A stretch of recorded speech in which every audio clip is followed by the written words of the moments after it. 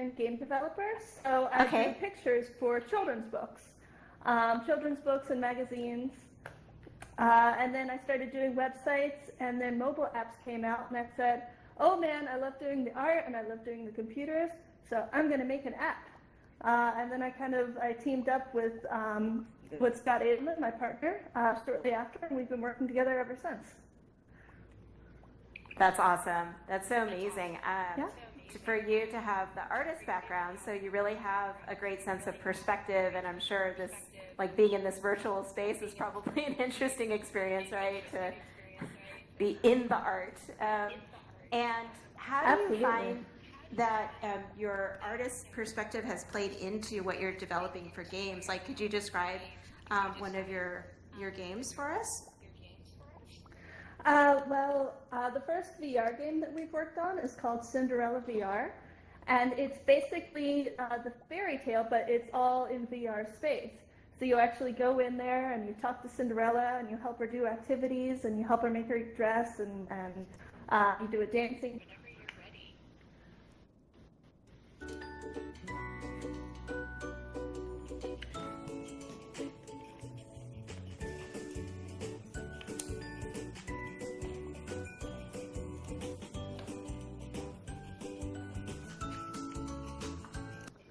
All right, cool. Oh, so this is Scott. Hello. Hello. This is the co-developer of Cinderella VR, and we've been working together for 7 years, and it's the first time we've met in virtual space. Oh my goodness, this is incredible. So you two have never met in real life, right? In person. Right. So now this is actually your avatars are meeting on the virtual stage. Is that right? Yeah, pretty funny, yeah.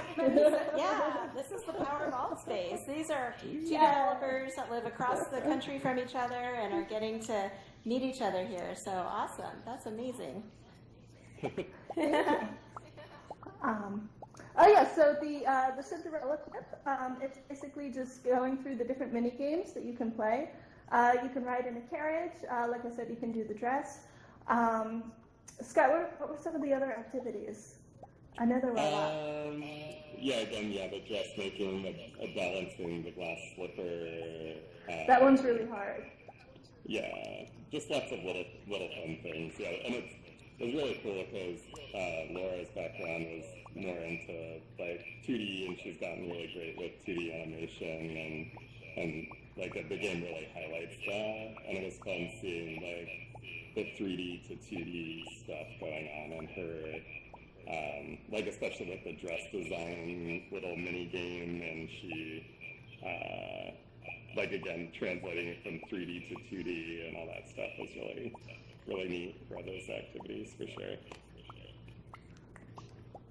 Yeah, thanks, Scott. I know there might be a little echo if you don't have headset on, but this is so exciting. And when you're talking about going from 2D to 3D, it's just sort of blowing my mind that, again, you're here, from across the country and joining us here on the virtual stage. And I'm really curious to ask you both, how does that virtual collaboration work for you? Like, how did you find a rhythm? What's the way that you find works well for you? What helps you to work well together? Definitely GChat. It's pretty much exclusively through GChat, which seems kind of low tech, but it remembers everything that we say. So you can go back and it always remembers from like 4 years ago we had one problem and we can look up the tech support for it. Our communication through chat has been really good and quick and easy, and back and forth, and I don't know, it's been really smooth. Totally. And then great. We work, all of our work is done online anyway, so we use a lot of Dropbox, we use GitHub or Bitbucket in our case, and so many of the tools are online anyway, so it's just a matter of getting hooked up to them. Oh, that's great. Does anyone have any questions for Laura or Scott so far? I just want to pause and just turn. I mean, I have a ton, so don't worry, but just in case anyone has a question.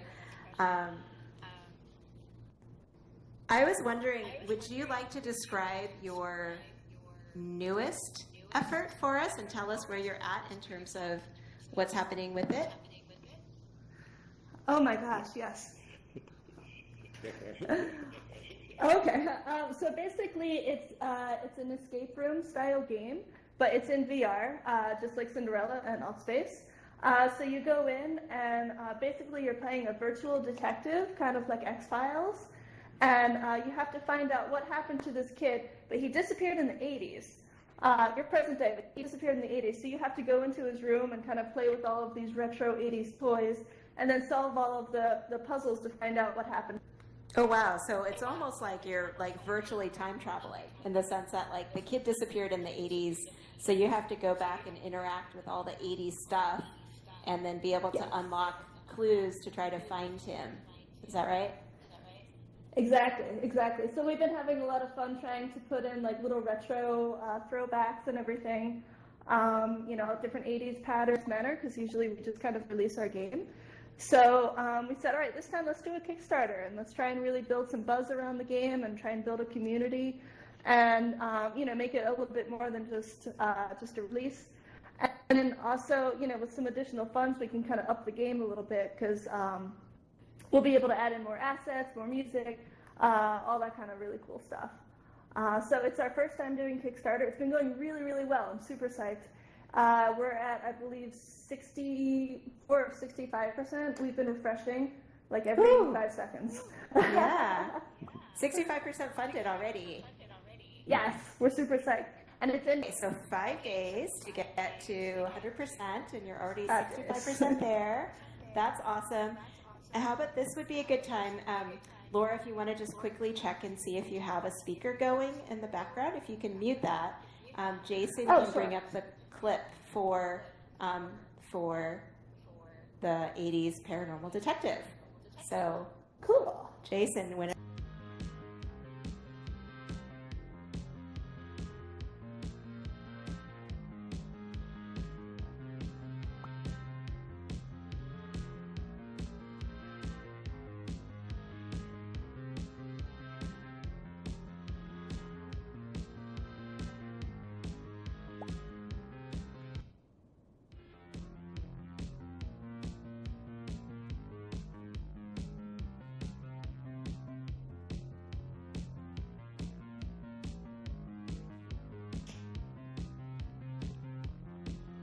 and we'll also post this clip on our YouTube link, so everyone will be able to find it. And you can, of course, friend Laura or friend Scott if they want to accept friends in Altspace. I won't speak for you either, or you can send me a friend request, and I'll be happy to accept. And then I think we can chat that. Go ahead. Yeah, I actually didn't get to watch the video, but I'm curious, what kind of equipment do you get to use in the game for the paranormal thing? And is it set in right now, the current time, or is it in the 80s? Well, it's set in the current time. So right now it's like, 2019 or whatever. And you have a cell phone that you can kind of call your secretary with and, get some hints. But basically, once you take that into your room, or into the kids' game room, you're in like a shrine to the 80s and kind of like, the parents haven't touched the game room at all. So once you're in there, everything is retro, but you can still use your cell phone to call for help. And then once you eventually solve the case, you'll go back to the present time. Well, it was the present time the whole time, but it's kind of a little time capsule that you're stepping into. Are you using any kind of paranormal equipment though, or is it all your cell phone, or are you a psychic, or like what is are there any abilities, like how does it work? Laura, can you repeat the question? So the question is what kind of equipment is there in the game? Like, is there paranormal equipment, or how does the paranormal Like detective kind of tie into it? Thermal, like EVP, like, and are you only hunting ghosts, or like is that the kind of paranormal stuff? Like, are you, like, I don't know. I'm really just randomly walked into this and I'm pulled into this. Oh, hello. Glad to have you. So basically, is it okay if we give away kind of the twist? The twist ending of what happens? I mean, Oh my gosh. To answer the question, I mean, I bet, like, you don't have any special abilities. Just you're looking into kind of like a X-Files-y type thing, looking into odd occurrences of things that have happened and such. So you don't have any special powers yourself. There is like a psychic involved in terms of for our kind of hint system that they're able. Man's world shifting. I feel like that's maybe not a spoiler. Is but there it does another get weird question? and paranormal in that aspect. Yeah, okay, go ahead. Oh, what platforms will this be out on? So we're trying to get it. It'll be out on Steam, VR, the Vive, HTC Vive, and then also the Oculus Rift. Yeah, I mean we're looking into trying to get onto the Quest as well, and we may look into also if things go well, then PSVR too.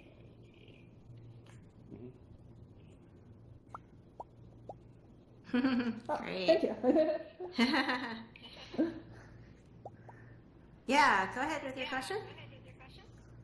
I got another one. Is it just single player, or is it co-op or online or anything? Yeah, we're just doing single player for now, with just a 2-person team. That's pretty much what we can handle. I know other people have done multiplayer, and actually we have a couple game ideas that are multiplayer, so there might be something in the pipeline, but this one is just single player. How much is it going to cost? $10. Or if you buy it on the Kickstarter, it's $8 as a discount for a reward. Cool. I'll Per go package. look for it. Oh, thank you so What much. was the name again? What was the name again? It's Paranormal Detective Escape from the 80s. Yeah, Kickstarter. Yes, and it should come right up on there. Hopefully. Fingers crossed. I can't cross my fingers.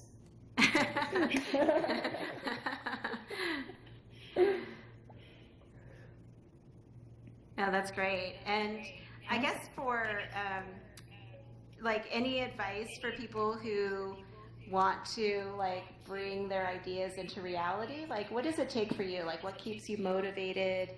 How do you kind of keep things going forward? Because sometimes it feels like it's easy to have a lot of ideas, but hard to kind of make it into reality. So what do you each do that helps you to do that? I think a big part of it is working together on a team.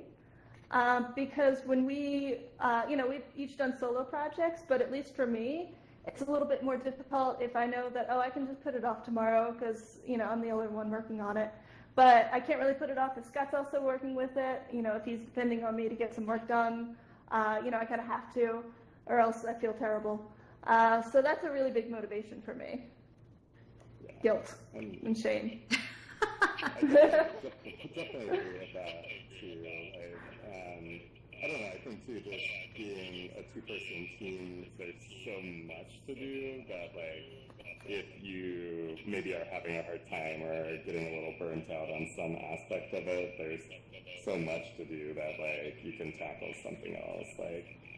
Primarily, Laura's been doing a lot with the Kickstarter while I still try to continue to work on the game, and then I'm jumping in and trying to help with the Kickstarter or taking care of other business and some things too, or contacting people, and I don't know, we do a good job kind of splitting that up in a way that makes it so that we're utilizing strengths for each other and everything. So it's definitely been nice in that aspect. It doesn't feel like we're getting too burnt out or anything while working on it.